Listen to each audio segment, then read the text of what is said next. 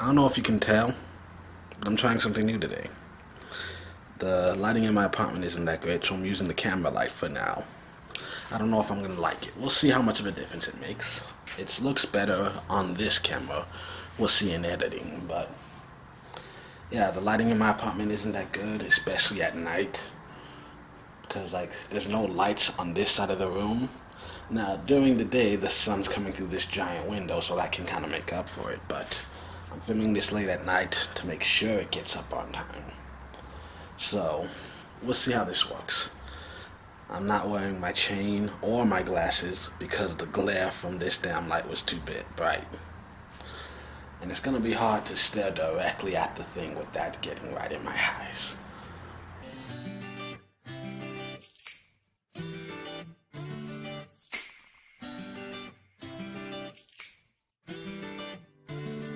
Greetings and welcome to the Fan Perspective. I'm your host Nathan Nile, and this is WNBA Weekly, the show where every Monday I stand in front of this camera and talk about everything that's happened recently in the association and everything I'm looking forward to in the upcoming week. This week started off with a bang, huge. Oh my God, the Connecticut Sun get their first loss of the year. They lose to the Atlanta Dream, and you know what? It's 5-0. That's it. The best undefeated teams in the league get off to a 4-0 start before they lose and a 5-0 start before they lose. Do you remember not so long ago when LA and Minnesota were both starting off 10-0? This year, no team got past 5-0. Wow. The majority of teams in this league have yet to play 10 games, and yet there are no undefeateds yet and only one winless team left. The Atlanta Dream, the team that beat Connecticut, they're on a hot streak. They've won 3 in a row, and they're tough wins against tough teams. One of those wins against the Connecticut Sun, who were undefeated at 5-0 at the time that they lost. You know, they're also beating Seattle just recently, another team that had gone on a 5-game winning streak at one point. Though to be fair, I just watched that game, and the referees definitely had a huge impact on how that turned out. But there's a lot of debate that can go into that. Regardless of how it happened, Atlanta won the game. The only team that's had more wins than them right now, the Phoenix Mercury, 7-3, thanks to a 5-game winning streak. And then you look at the Lynx. Oh my God. This is the team that I expected them to get to July with only 2 or 3 losses. And, well, they've got a lot more than that right now. They've still got the pedigree and the veteran experience that, there might come at a point in time where they just flip the switch and they're gone. But they are struggling right now. Something is currently wrong with them. I think it's something well within their capabilities to fix this, but as of right now, things are just not working for them. And then you look at a team like New York, they're 3-4 right now, but when you look at every single one of their games, the margin of defeat it's so slim. Every single one of their games this season has been decided by 6 points or less. So many games have been decided by one single possession. I mean, if you look at every single game they play, change 1 or 2 things here and there, they could easily be 7-0. But also, you look at it another way, they could easily be 0-7. And unfortunately, it's those tough games that you have to win. Look at it this way too, though. Epiphany Prince has yet to play. This is a team that, when at full health and with an improved chemistry, and getting used to each other and getting used to Katie's system, they should improve. There's a lot of room for improvement. They might only be 70% strength at this point in time. And like I said, they're not getting blown out in any of these games. They've been competitive against every single opponent. Then again, you do have to look at the fact that 2 of their victories are against the winless Fever. That does have to come into consideration. More than half of your victories have come against a team that has not been able to win a single game this season. That's not really a great sign. The thing I'm interested in right now is the fact that things don't feel very clear at this point in time. The Fever and Aces have definitely established themselves as the worst in the league, and you really can't expect either of them to make the playoffs. You got a couple of teams that started hot and are stumbling, a couple that stumbled at the beginning that you can see them performing better.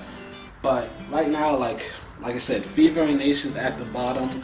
The Sun have kind of separated themselves at the top. The Mercury is rising. But other than that, there are so many of these teams that over these next couple of weeks, by the end of July, some of these could be completely swapped in the standings. Minnesota and New York could still climb. You've seen a team like Washington, they're falling hard. A 3-game losing streak, and they've gone from number 2 in the league to now they're barely hanging on to a playoff spot. It's a long season. You never know when someone could get injured. Trades could still happen. There's a lot of things that could change the landscape of the current season. So there is so much still up in the air right now. So with all that in mind, here are your current standings.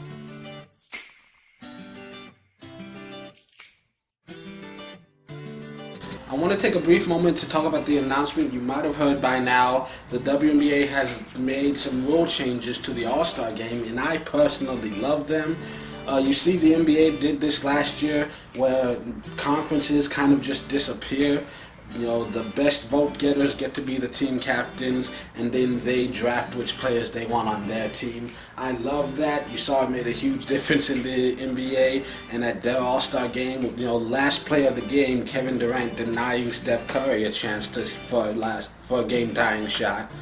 So I'm looking forward to seeing that in the WNBA. I think it's a great rule change. I don't want to discuss it too much, take a lot of time. All I can say is I love this. Positions go away, conferences go away. You just vote for the best players in the league, whoever you want to see most. You can vote for 10 point guards if you want. You can vote for 10 centers if you want.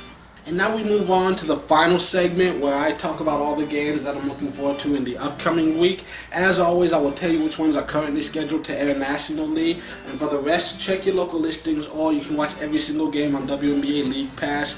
And don't forget that the times I tell you are Eastern Standard Time. Do not forget to adjust for your time zone. A couple things to pay attention to. The Lynx, they only have one game this week. So on the one hand, positive note, you've got a whole week to prepare for this game, and you're playing at home, so it should be, a fairly good outcome. Bad news is, even if they do win, they're still going to be under 500 on the next Monday. Something to pay close attention to is that the Wings and Sun are the only teams in the league undefeated at home, and the Wings are at home for every game this week. And with the Wings, their first game of the week is going to be Tuesday at 8 p.m. on Twitter against the Mercury, the team with the hottest winning streak in the league. The Mercury have won their last 5 straight, and Dallas undefeated at home. So one of those is going to break.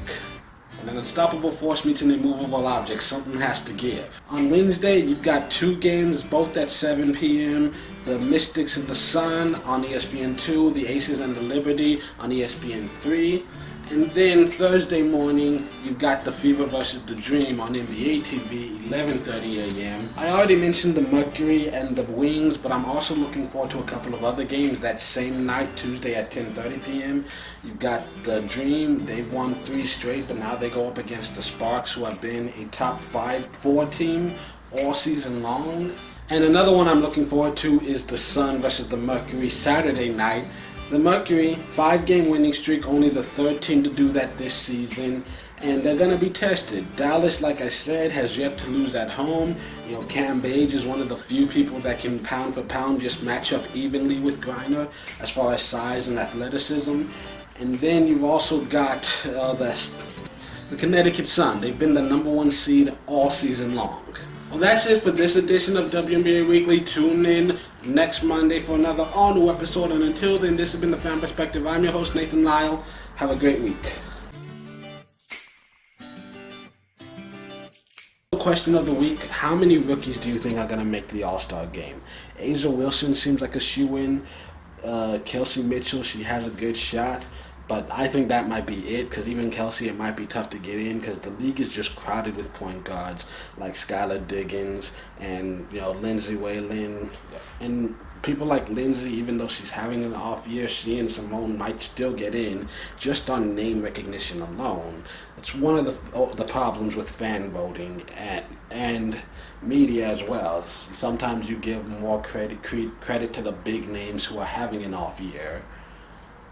So you'll have some young up-and-comers like maybe a Kia Nurse who have the numbers that they deserve the recognition, but they just get edged out a little bit.